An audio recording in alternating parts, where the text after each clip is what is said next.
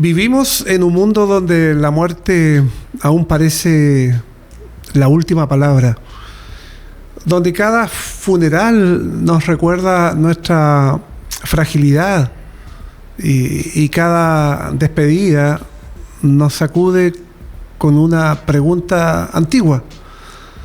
Si Cristo venció al pecado, ¿por qué aún mueren los justos? Pero ¿y si la muerte para quienes están en Cristo ya no fuera un castigo, sino una puerta? ¿Y si el último suspiro no fuera una derrota, sino la entrada a la comunión íntima con el Salvador? Bueno, daremos respuesta a estas y muchas interrogantes en torno a un tema quizás que a usted pueda parecerle poco atractivo, poco llamativo: la muerte. A continuación, en voz alta, fuerte y claro. Rosa 738 presenta En Voz Alta, un podcast firme, claro, directo, inspiradoras respuestas a las preguntas más importantes de la vida. Aquí el Catecismo Mayor de Westminster cobra vida, doctrina con voz y convicción. A continuación, la pregunta de hoy en Voz Alta. En voz alta, fuerte y claro, exploramos una verdad contracultural y profundamente consoladora. ¿Cuál es esa verdad? Que para los redimidos, la muerte ha perdido su aguijón. Y aun cuando llega, lo hace como un acto divino. Y usted puede parecer, estoy hablando de manera romántica, poética, metafórica, pero vamos a tratar de demostrar bíblicamente que aun cuando todos, al fin y al cabo, más temprano que tarde, nos vamos a morir, para los creyentes, la muerte llega como un acto divino. Y hoy nos adentramos justamente en la respuesta a una pregunta milenaria, o más bien centenaria, que sigue estremeciendo corazones. ¿Por qué mueren los justos? ¿Por qué mueren los creyentes si sus pecados han sido perdonados? Y lo que descubriremos, estimado televidente o auditor, puede cambiar no solo cómo morimos, sino sobre todo cómo vivimos.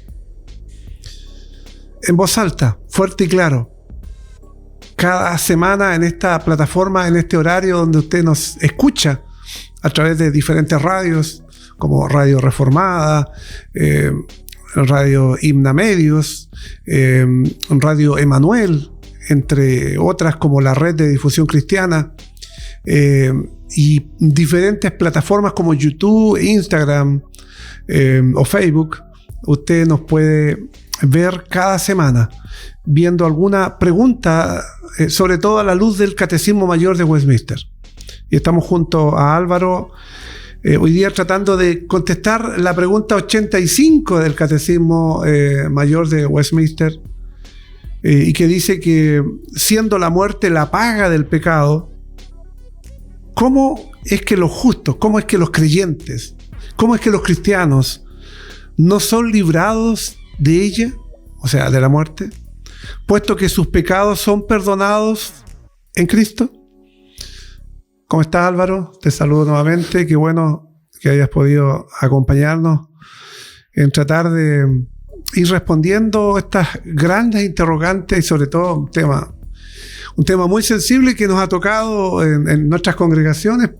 La semana pasada fue una hermana querida allá, la semana recién pasada acá otra hermana, y así quizá usted que nos está viendo y escuchando también de muy cerca ha visto la partida de algún ser querido. ¿Qué pasa cuando un creyente muere? ¿Dónde va su alma? ¿O qué? ¿Cuál es el significado en sí de este momento el cual nos va a llegar a todos? Hola, pastor, ¿cómo está? Gusto estar con usted esta tarde, poder dar respuesta a esto, como dice usted, tema de repente no muy llamativo de poder conversar. Le hacemos más que nada al quite, como decimos acá en Chile, sí. Pero bueno, el Señor da luz sobre estos temas y es bueno conocerle más también a través de estos temas que, aunque no nos guste, pero es necesario. Y de hecho la Biblia, el apóstol Pablo dice que la paga del pecado es muerte. Y el catecismo justamente nos hablaba aquí y usa este término paga. ¿Cuál es el significado, Álvaro, de paga en esta pregunta que es empleada como, no sé si significado de penalidad, de castigo o algo que tendremos que hacer nosotros? La gracia de entender versículos, de entender la Biblia, es saber que viene de nuestro Señor. Como dice en Hebreos 1:1, el Señor habló alguna vez a través de hombres santos, grandes profetas en el Antiguo Testamento, luego a través del Señor Jesucristo en el Nuevo Testamento. Pero siendo palabra de Dios, inspirada por Él, sí utilizó hombres, utilizó su vocabulario, sus experiencias, inspirándolos también utilizó sus palabras para poder escribir la Biblia. Y cuando leemos la Biblia tenemos que entender de que cuando la estamos leyendo tenemos que tratar de entender el significado de ella en su contexto inmediato, quién la escribió, para quién la escribió, cuándo la escribió, etc. Y cuando leemos la paga del pecado, estamos hablando de una palabra utilizada por un judío, en cuanto a la ley, fariseo, muy docto, muy culto en cuanto a la ley judía, pero también por la situación económica de su familia con nacionalidad romana comprada. Estamos hablando de Pablo. Y en este contexto se lo está escribiendo a una comunidad en Roma, en la capital del imperio. Y cuando habla de paga, obviamente esto está cargado de mucha connotación porque no es una palabra que haya utilizado en otro contexto, sino que la utiliza para hablar del pecado. ¿Cuál es la palabra que utiliza Pablo para hablar del pecado? Utiliza una palabra que ocupaban los romanos para hablar de una remuneración. No hablaba simplemente de algo como una retribución judicial, sino que como una remuneración. Un justo salario por un trabajo realizado. Era una palabra que se utilizaba en contextos judiciales, en contextos económicos, no solamente biológicos. Entonces, cuando hablamos de que la muerte es la paga del pecado, en Romanos 6:23 estamos hablando de que la muerte como tal no es un accidente, sino que es un castigo justamente merecido por nuestro trabajo realizado, que en este contexto también es un trabajo negativo, que es transgredir la ley de Dios. Génesis 2:17 el Señor les dice que si transgreden van a morir, y efectivamente Adán y Eva, como conversamos en el capítulo anterior, habiendo pecado, merecieron el justo castigo que seguimos mereciendo nosotros porque seguimos cometiendo el mismo trabajo. O la justa paga. La justa paga, la justa remuneración. Claro. De lo que hacemos. Entonces, la muerte como tal no es solamente, nos referimos a algo biológico, sino nos referimos a una situación judicial. Lo que hemos hecho merece algo a cambio, que en este caso es esta paga que llamamos esta remuneración, que es finalmente la muerte. Como penalidad, como castigo, como consecuencia de un acto del cual, ¿no es cierto?, en el inicio de la Biblia, en Génesis, nos señala de que a causa de la desobediencia de Adán y de Eva, entonces la muerte llegó a ellos, y no solamente a ellos, sino que a todos los seres humanos, por cuanto todos pecaron, dice, y estamos destituidos de la gloria de Dios. Perdón, hay un concepto importante acá, que es entender la muerte como una justa remuneración, o el justo castigo de algo hecho, porque es finalmente la consecuencia lógica de nuestros actos. Dios estableció de que si transgredían la ley, iban a ser separados de Él. La muerte en este sentido, en un fin último, es la consecuencia de nuestra separación con Dios. La muerte física, la muerte espiritual y finalmente la separación eterna, la muerte eterna. En estas tres dimensiones finalmente hablan de la separación con Dios. Por eso Dios dice que aun cuando Él no desea la muerte del impío, no desea la condenación eterna, Él es santo y sin santidad nadie verá a Dios. Entonces, esta condición es una condición absoluta. Si no somos santos, no podemos ver a Dios. Por ende, somos separados de Él. La muerte, entonces, es la separación de Él en grado físico, espiritual e inclusive eterno. Pero no hay otra forma. Siendo Dios santo, no puede negarse a sí mismo. Y si nosotros sin santidad, simplemente estamos condenados a estar separados de Él. Y justo porque era lo que merecíamos. Si Él, como dice mucha gente, bueno, si hubiese dejado pasar esto, ya no hubiésemos hablado de un Dios justo. Por otra parte, el significado, ya dijimos, de penalidad o castigo, tiene que ver con la justa retribución a causa de nuestros pecados. Pero de una otra forma surge un problema real en torno a esta pregunta que estamos hoy día analizando bajo el alero del catecismo. Y el problema real que la pregunta enfrenta es: ¿por qué los cristianos tienen que morir? O sea, hemos tratado en los 2 programas ya que llevamos en esta tercera temporada en Voz Alta, Fuerte y Claro, de enfatizar y demostrar que, bueno, y de hecho no hay que demostrar que todos nos morimos. Creo que es evidente. Pero la pregunta que surge entonces es: ¿por qué los cristianos tienen que morir? Si la muerte es por causa del pecado y hemos aprendido de chiquitito que nuestros pecados han sido perdonados por el Señor. Si el Señor ha perdonado nuestros pecados, entonces ya no hay pecado en nuestra vida. Por lo tanto, no deberíamos entonces morir como consecuencia de eso. Y hasta a lo mejor algunos podrían pensar que es una tremenda contradicción que encontramos en torno a esta verdad, que siendo perdonados por el Señor, habiendo sido perdonados por el Señor, tengamos que morir de todas maneras. Pero ¿es posible tener una completa explicación de este cuestionamiento? Sobre todo cuando uno recuerda que algunos, tal como lo conversamos en el programa pasado o antepasado, algunos no conocieron la muerte, sino que fueron llevados por el Señor directamente. Cuando hablamos de si algo manifestado por el Señor en su palabra puede ser explicado completamente, ahí entran en terreno dos extremos, que es finalmente la negligencia espiritual, la que Pablo acusa en sus epístolas, que dice: habiéndoles predicado hace tanto tiempo, ya sería tiempo de que ustedes ya están consumiendo la vianda espiritual, ¿no? Ya tienen edad para comerse un asado, por así decirlo. Y están todavía con la leche. Todavía están con la leche como bebés recién nacidos. Claro. Entonces les escribo esta carta como a bebés con lechecita. Entonces una negligencia de que, pudiendo conocer más al Señor a través de su palabra, no lo hacemos, sino que siempre nos quedamos con los rudimentos del Evangelio, que están bien. Pero tenemos que avanzar en nuestro conocimiento del Señor.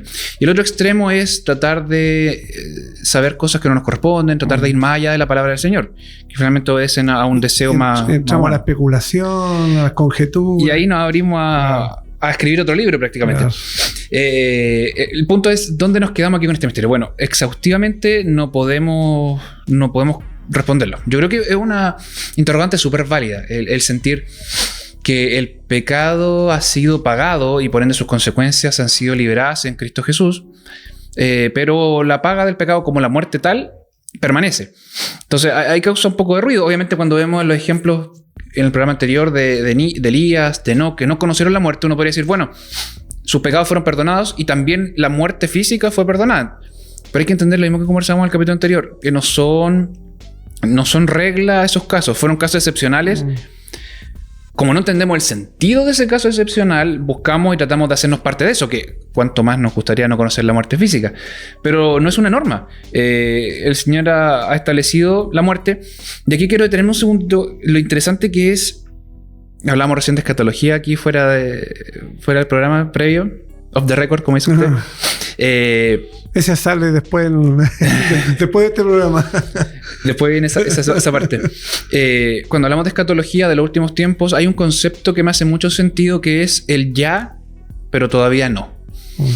Que finalmente dice que el Señor Jesucristo ha alcanzado nuestra salvación en la cruz, y gozamos de esas bendiciones, pero aún así, como no se ha cumplido su segunda venida, la manifestación plena de su reino no ha sido dada. Entonces ya estamos gozando de lo pagado en la cruz, pero aún no tenemos el estado absoluto de esas bendiciones. Yo creo que entra un poco en este terreno de decir, la muerte como tal, física, aún permanece para nosotros, pero ha cambiado algo. Se ha perdido la maldición como tal, como mencionaba usted al principio, este aguijón. Entonces, aún la muerte como enemigo último que dice Apocalipsis no ha sido derrotado, va a ser el último de los enemigos derrotados, lo conversamos en el capítulo anterior. Entonces, ya tenemos estas bendiciones, pero todavía no. O sea, es decir, este enemigo, este mundo pecaminoso, nuestros órganos que envejecen, que duelen, el dolor, la tristeza, aún la vivimos, seguimos aquí en la tierra. Entonces, yo creo que entra de esta idea. Hemos sido liberados del pecado, pero la plenitud de estas bendiciones aún, cuando el Señor venga, recién las podremos disfrutar. Que es justamente casi la respuesta final a la pregunta con respecto a por qué los cristianos, si han sido perdonados sus pecados, igual tienen que morir.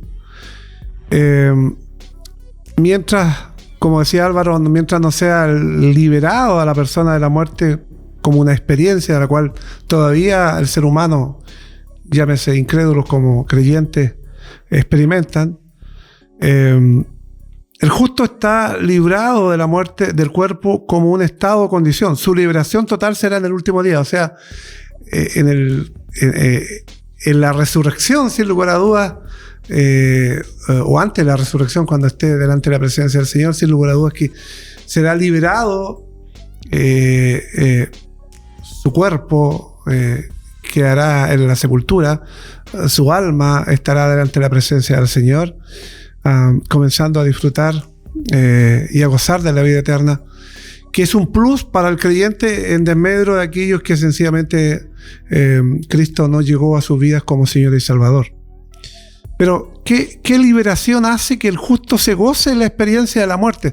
Parece un contrasentido, o sea, parece macabro decir que el creyente pueda gozarse de la experiencia de la muerte. Cuando uno lee a Pablo, sobre todo decir, para mí el vivir es Cristo y el morir es ganancia, no está hablando de manera pesimista, ni con terror, ni con miedo a la experiencia de tener que morir, sino que de una... Yo lo miro como un momento de liberación de las cargas del pecado, más bien de la carne, de lo que naturalmente, a causa de la maldición que vino sobre la creación después del pecado de Adán y Eva, conlleva también en nuestros cuerpos. Por lo tanto, ¿qué liberación hace que el justo se goce en la experiencia de la muerte?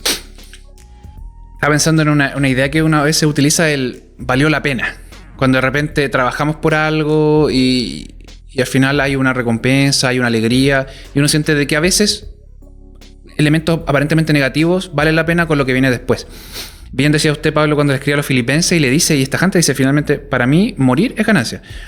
¿Por qué? Porque estamos hablando igual de una experiencia terrenal que es de achaque, de resfrío, de dolores musculares, de sufrimiento, de tristeza. Y a la otra parte, la contraparte, está hablando de una eternidad junto a nuestro Señor y Salvador. No podemos dimensionar el gozo y la alegría que significa eso, solamente podemos ansiarlo con una bienaventurada esperanza, como escribe Pablo. Entonces, ¿qué cosa podría evitar nuestra alegría? Bueno, morir. Si concebimos la muerte como un fin, es traumático. Si concebimos la muerte como un paso a, es finalmente la muerte del cuerpo para nosotros finalmente estar junto a Él. En retrospectiva, vale todo el sufrimiento del mundo.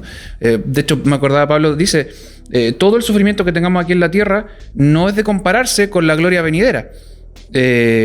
No para que busquemos la muerte activamente, pero si el Señor nos llama a su presencia, es la más maravillosa recompensa de decir, buen siervo y fiel, entra a tu reino. Ven junto a mí y habita en la eternidad. No creo que haya un gozo más grande que finalmente estar con Él. Por eso yo en la editorial al comienzo de esto de la contracultura, de esto de lo ilógico, de lo irracional quizás desde el punto de vista humano, cómo se mira la muerte. La muerte, los no creyentes lo miran como un fin, el final de todo, como una pérdida. Muchas veces también nosotros lamentamos la pérdida o la sensible pérdida por el fallecimiento de tal y tal persona.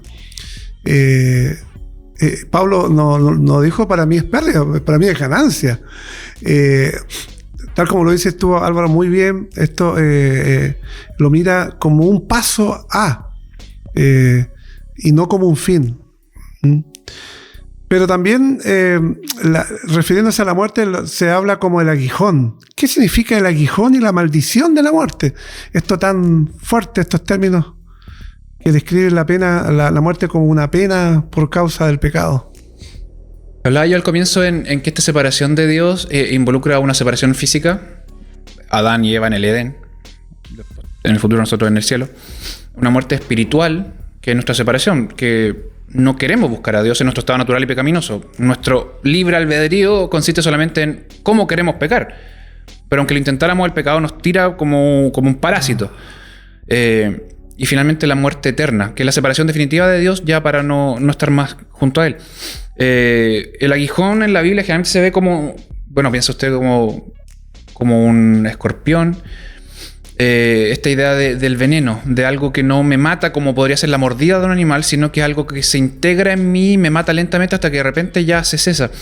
El veneno de la muerte es algo que finalmente me va matando por dentro. Desde que nacemos ya empieza... Ya empezamos a morir. Sí. Cada uno lo siente más, a veces más. Fecha de vencimiento. Ya. Para finalmente extinguirse el cuerpo humano y ser separado del Señor. Entonces, la paga de la muerte judicial se alcanza en bueno, el Señor dice, está declarado que el hombre muera una vez y luego el juicio. Entonces, la muerte espiritual asegura que el hombre en el juicio sea condenado por sus pecados. El aguijón finalmente involucra eso, involucra que la muerte física conlleva inmediatamente una separación de Dios de manera espiritual y eterna. Entonces, esta sentencia legal definitiva, no este traspaso de muerte física, sino que esta sentencia definitiva, que es la separación eterna de Dios, es el aguijón y la maldición de la muerte, lo definitivo, lo que permanece. A eso se refiere Pablo, finalmente. Y en el caso de los creyentes, no tienen la experiencia de la muerte como una pena por el pecado. Y quizás esa es la diferencia entre un creyente y un no creyente. Es más bien una consecuencia, más que un castigo propiamente tal. ¿Sí?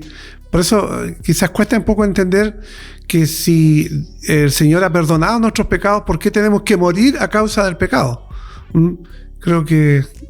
Yo pensaba en la resurrección del cuerpo en cuanto a la glorificación del cuerpo del Señor Jesucristo una vez muerto. Dice, Él primero las primicias de los que habremos de resucitar, como dice ahí en Tesalonicenses, de que nuestros cuerpos finalmente resucitarán. Nuestro cuerpo está muriendo. Lo que pasa es que no lo sabemos, no lo notamos todavía. Eventualmente esos órganos van a fallar y deben ser glorificados los cuerpos para poder estar en el cielo. En el cielo no puede haber corrupción. No puedo ir yo con mi gastritis, no puedo ir yo con mi dolor de la rodilla, que cuando hace frío me duele tanto. Eso no puede entrar. Entonces ese cuerpo está muriendo. Aún tiene que ser glorificado para estar en el cielo. Entonces ese traspaso es un traspaso necesario. El cuerpo ya está muriendo. Solamente que nosotros todavía tenemos respiro y no lo notamos, pero ya está muriendo el cuerpo. Si la experiencia de la muerte para el justo no es una pena por causa del pecado, entonces ¿qué es? ¿Es la consecuencia? La consecuencia del pecado. Quizás pueden ser términos lingüísticos que pudieran parecer muy similares, pero creo que no es lo mismo, porque la paga del pecado es muerte.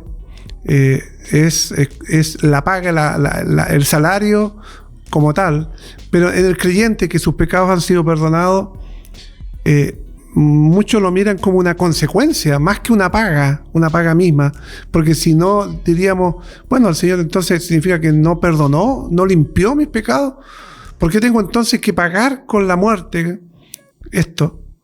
Entonces muchos lo miran quizás semánticamente como una consecuencia más que una justa retribución por lo que hemos hecho, que por lo demás fue perdonado por el Señor. Y no sería justo que si el Señor perdonó mis pecados, entonces después de eso tenga que pagar por lo que el Señor ya limpió y perdonó. Hay un concepto importante que tenemos que considerar, no desprecio, pero la poca importancia que le damos los seguidores de Cristo a la vida nuestra, en el sentido cuando Cristo dice, si valoran más tu vida, la perderás. Mis seguidores tienen que tomar su cruz y seguirme. O sea, el cuerpo debe morir para seguirme. En un sentido espiritual, de dejar de pecar, negar nuestro pecado, etc. Pero finalmente la vida es algo que podemos dejar atrás. Yo no valoro más estos 70 años, aunque me encanta, o 70, 80 años que llega a vivir mi esposa, mi hijo, mis amigos, etcétera, pero junto al Señor. O sea, mi vida, la verdad, la puedo dar cuando sea, si eso me significa estar junto al Señor. Entonces, igual viene de la mano de eso. O sea, para nosotros es algo que estamos dispuestos a dar cuando sea, con tal de estar con el Señor.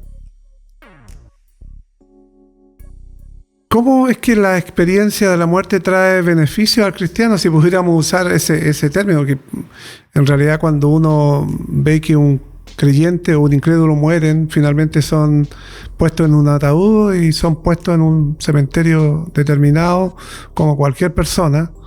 Pero la muerte misma, aunque es cierto, cuando muere un creyente, quizás no muere con la angustia, con la desesperación espiritual que una persona que ha sido ateo, que ha sido incrédulo.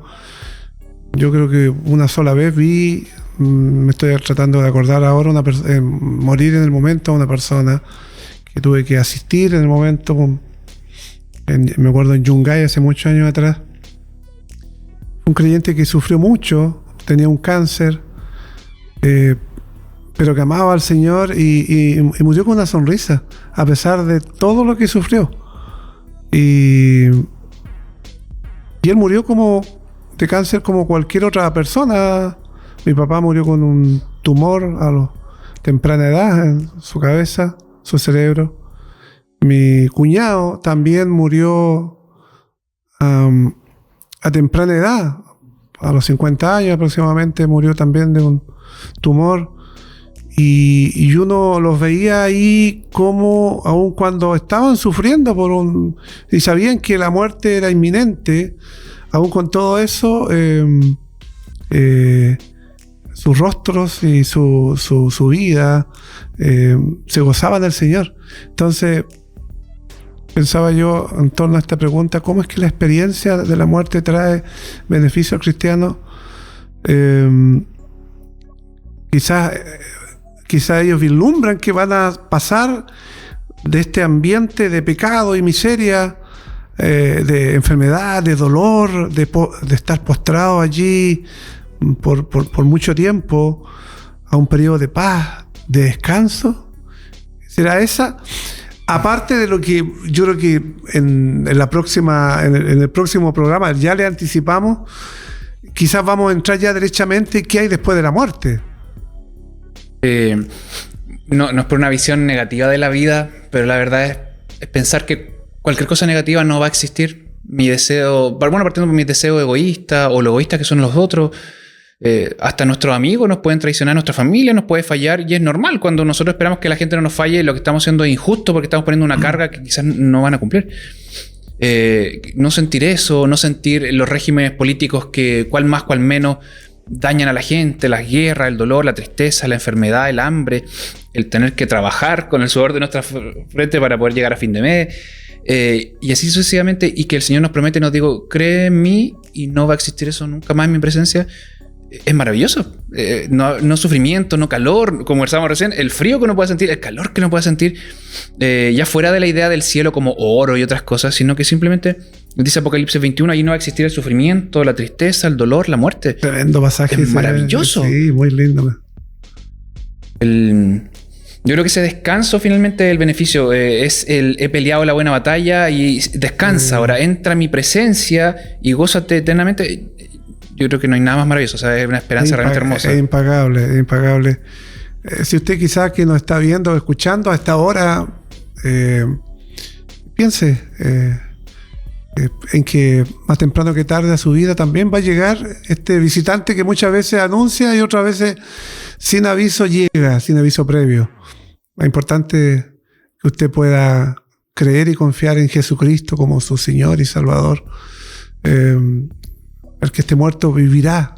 O sea, parece algo paradójico decir, bueno, el que esté muerto va a vivir. ¿Cómo? Bueno, el que crea en mí, aunque esté muerto, vivirá.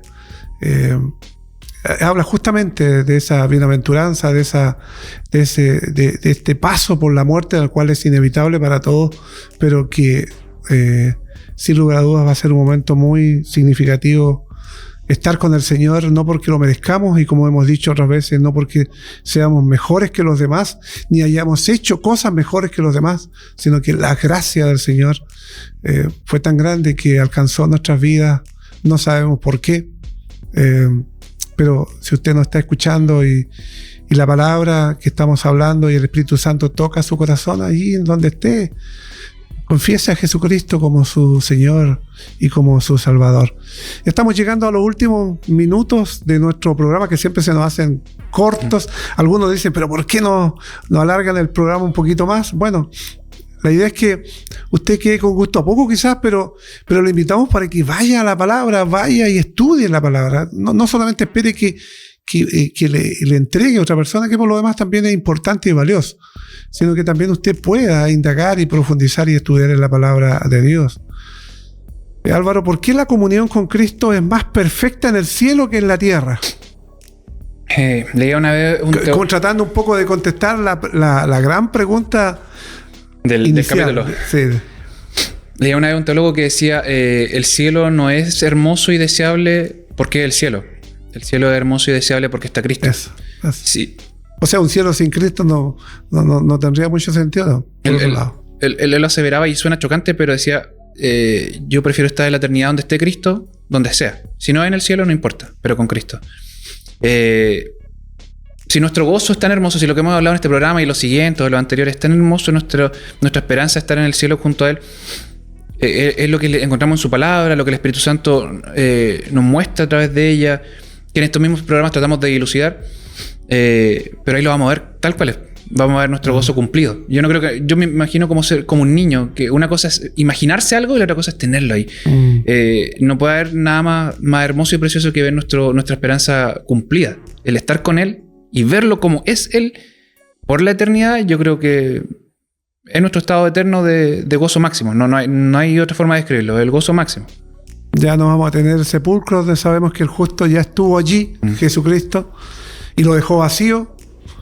Y si Él venció, también, ¿no es cierto?, nosotros vamos a vencer no por nosotros mismos, sino porque Cristo así lo quiso. Palabras finales, Álvaro, a los auditores, televidentes que nos están escuchando y viendo. Bueno, como dice el pastor, lo que conversamos esperamos que sea de bendición para sus vidas. Es la palabra del Señor. Como dice, la invitación es a buscar al Señor en su palabra, buscar su guía a través de la oración. Pero específicamente en este tema de la muerte me quedo con un versículo y yo creo que con esto los quiero dejar. Salmo 116:15 dice: preciosa es a los ojos de Jehová la muerte de sus santos. Y queridos amigos, hoy hemos visto que la muerte para los que están en Cristo no es un castigo, es una coronación, que lo que el mundo llama final, el cielo lo llama entrada. Ya no tememos al sepulcro, porque sabemos que el justo ya estuvo allí y lo dejó vacío, porque el amor de Dios no termina en esta vida, nos persigue hasta el lecho de muerte y desde allí nos eleva justamente a su gloria. Así que no, para los justos la muerte no es derrota, es redención, no es el fin, no es una pérdida, es libertad, es hogar. Que Dios les bendiga, estimados amigos. Este fue nuestro programa en voz alta, fuerte y claro. Nos encontramos la próxima semana. Usted puede, si le parece bien, compartir este programa en las redes sociales donde se encuentre con otras personas. Si tiene consultas, si tiene dudas, interrogantes, háganoslo saber a través de las diferentes plataformas y allí podremos contestar a través de esa plataforma, o la podemos contestar si es que va de acuerdo a la temática que tendremos la próxima semana. Un abrazo, que Dios les bendiga. Gracias, Álvaro. La verdad no se grita, se proclama. ¿Has escuchado respuestas eternas a preguntas que definen tu vida? Esto fue En Voz Alta, doctrina con voz y convicción. Hasta el próximo episodio, donde la voz de la fe seguirá resonando en tu mente, en tu alma y en tu caminar. Esto fue una producción de Rosas 738 Multimedia.